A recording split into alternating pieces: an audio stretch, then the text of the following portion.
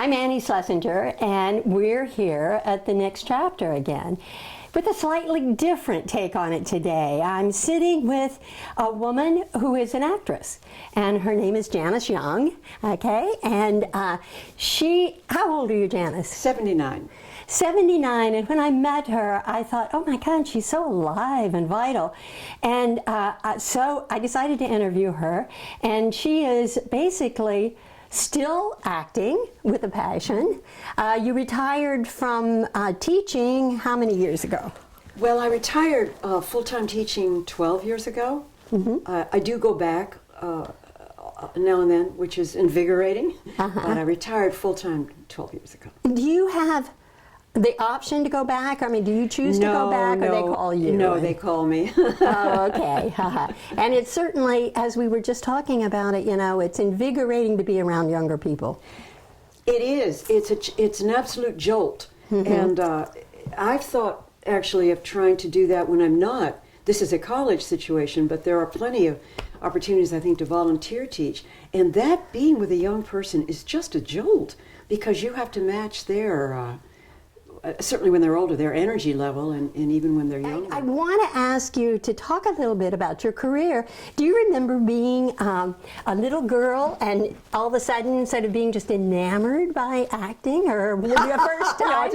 I'll tell you what happened when I tried out for something called, I think it was called not a doll's house, that's a play, but it was about all the little toys coming to life after, and I was in the 3rd or 4th grade or something like that. And I'm laughing because I knew even then if I was louder than anyone else, just that instinct kicked in. I knew it. I got the part. The only reason is I was louder. And I thought, well, I just learned something. And that was kind of the beginning of the end? Pretty much, yeah. I had been a wildflower in the Nutcracker suite in kindergarten. When you go down and you come up, and you go down and you come up. Yeah. But no, that was it. And I grew up out of Cleveland, Ohio, in a town out of Cleveland, Ohio.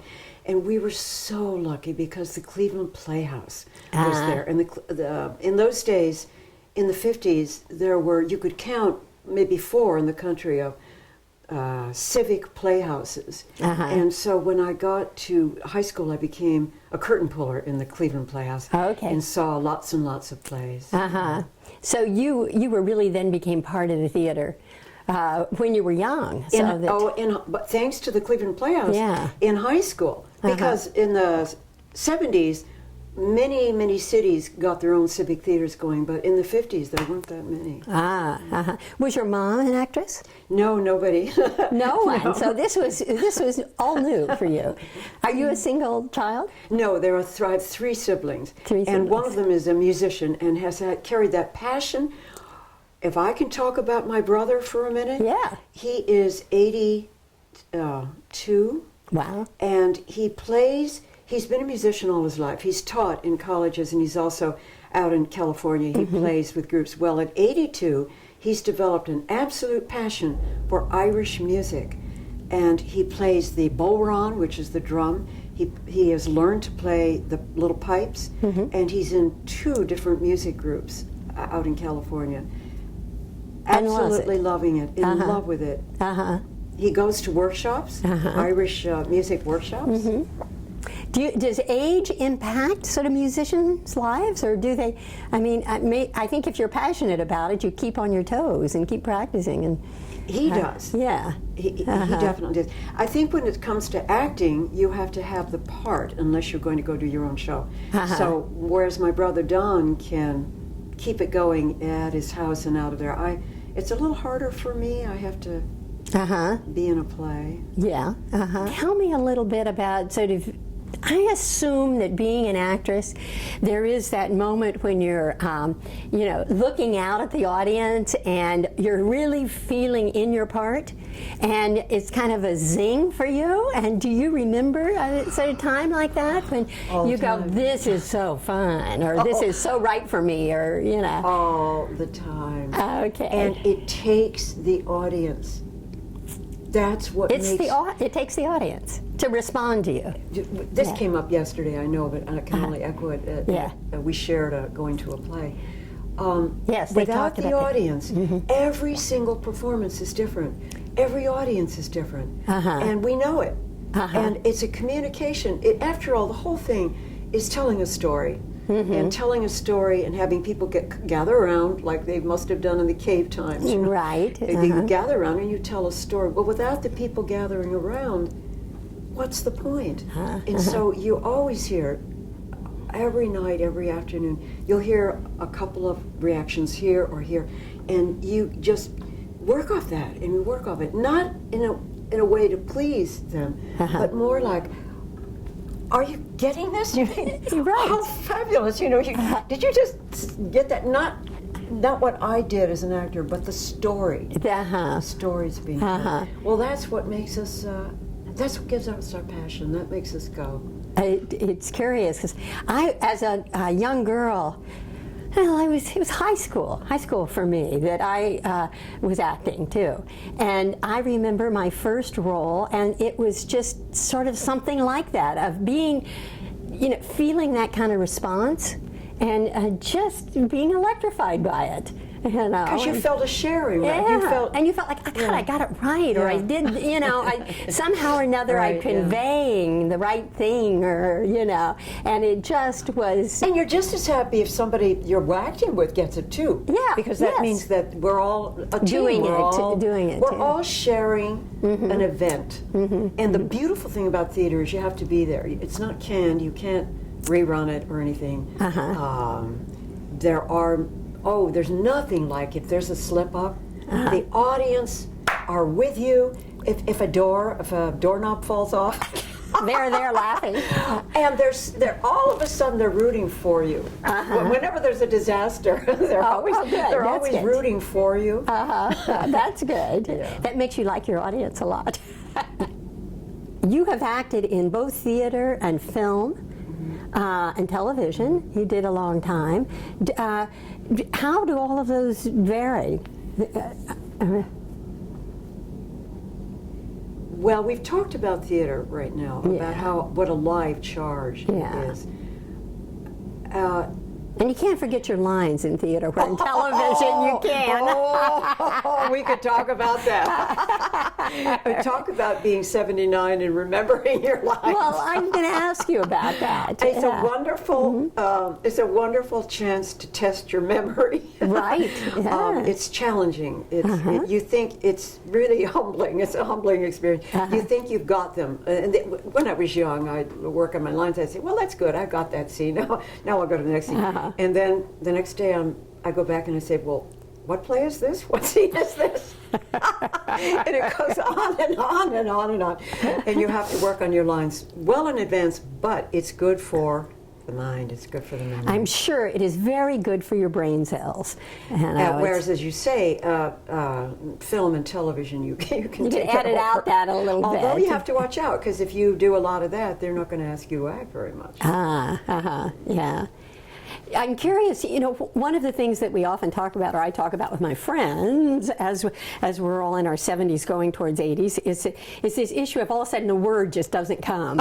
And that's not like forgetting a whole line, but it's like all of a sudden you're just sitting there blank. No, all right. I was in a play, 4,000 Miles, at Oldcastle 2 years ago. Yeah. And it's about a grandmother who is 90 or so, and her grandchild shows up, and she lives in Greenwich Village, and she's got her life in New York, and he shows up with a bicycle. He's ridden across country, and he's at a loss at this point. He's at a point where he needs to reassess his life. Yeah. And so he's a young person, and we mostly carried the play. There were two other roles, but we had scene after scene, and I'm laughing because, oh my gosh. And the other two were two young women.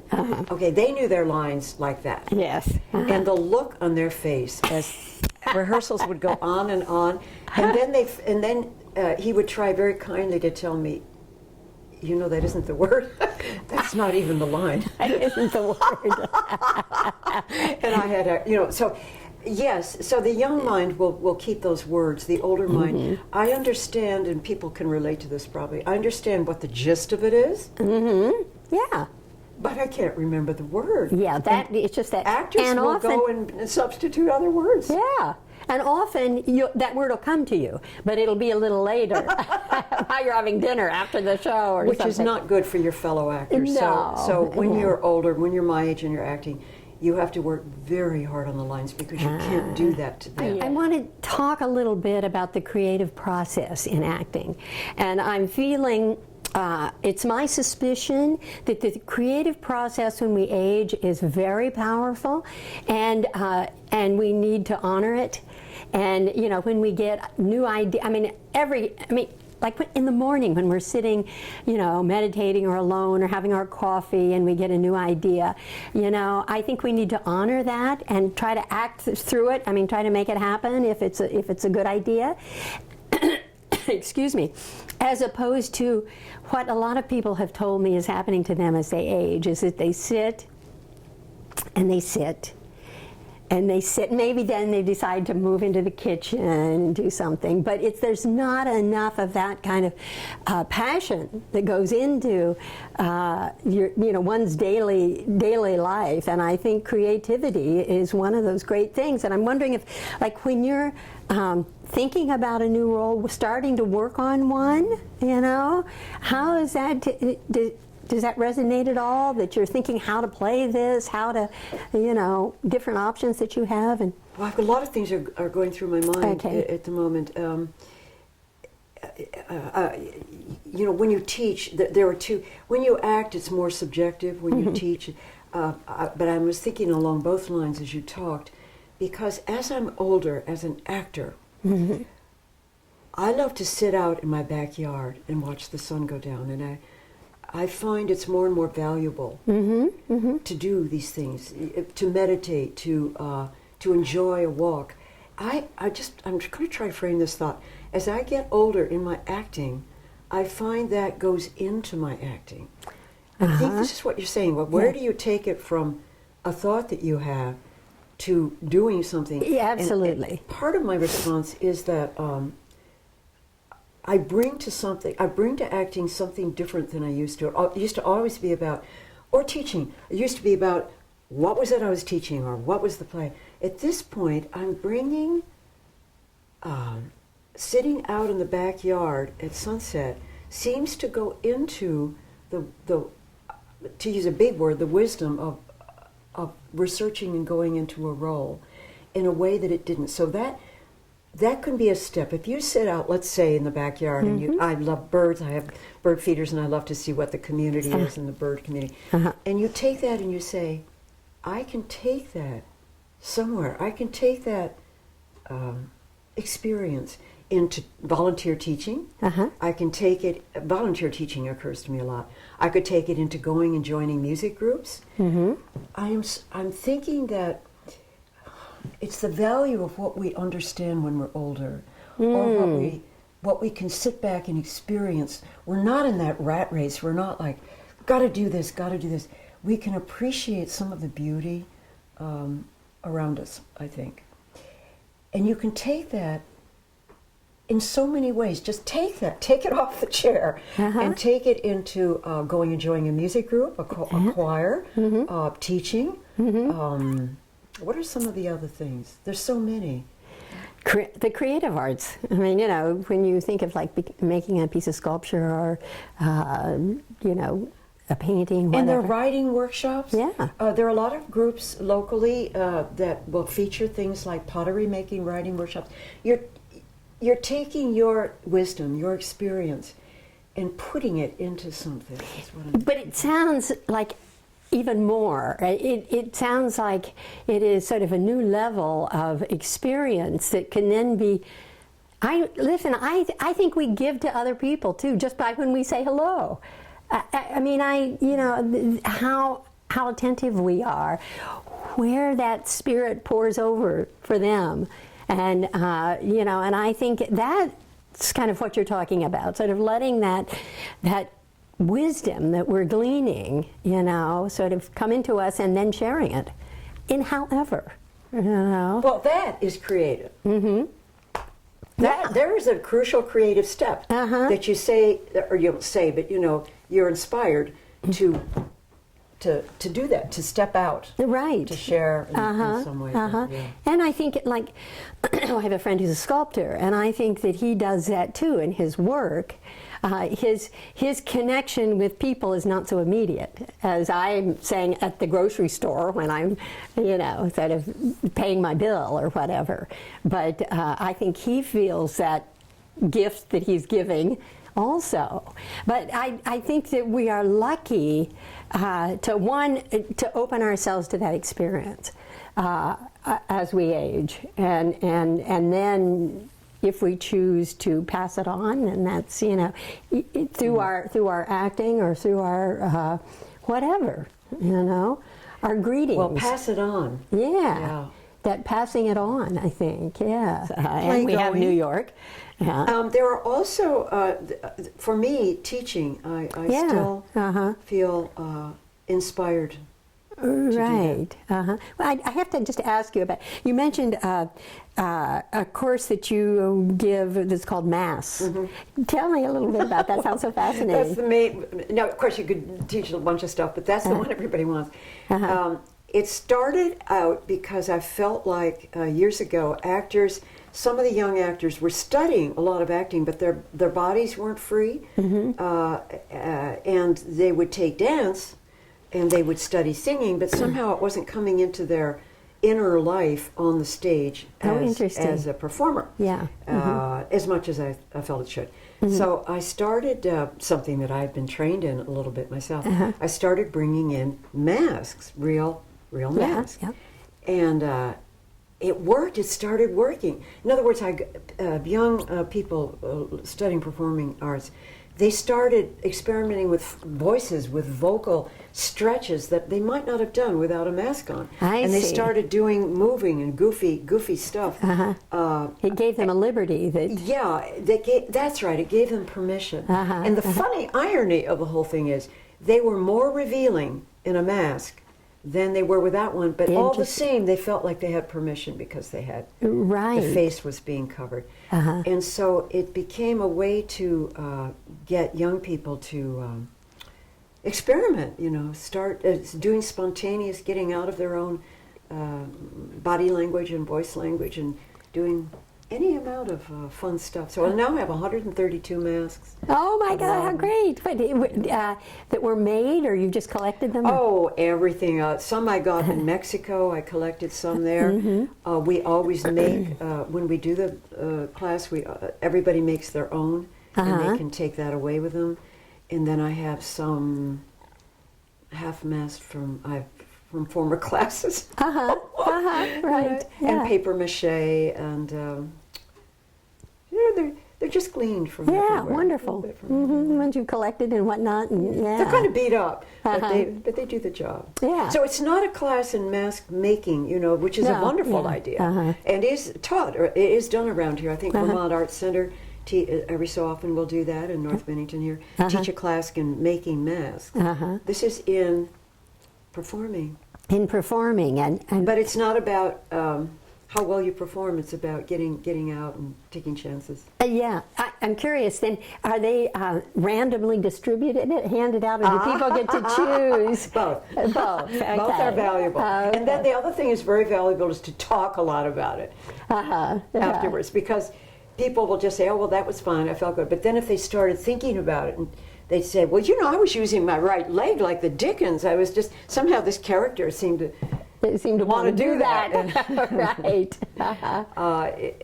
It's about a lot of things. It's about empathy with other, because we deal in a fantasy way. We deal with exaggerated types of people. Fascinating. I'm sitting here thinking, how fun that would be at a party, of sort of just, randomly handing out masks and letting everyone that is a great idea. Become that person and see what happens. What a great idea.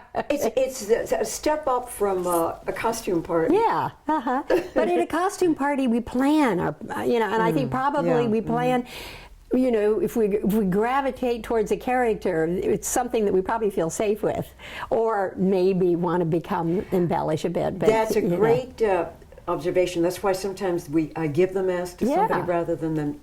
Usually there's one exercise where we have a whole table of goofy Mexican masks they have, and I put on this kind of Scott Joplin music or accordion music, and so they don't necessarily speak, but they keep going to the table, picking up a mask, and then we'll say, "Okay, you're at a bus stop.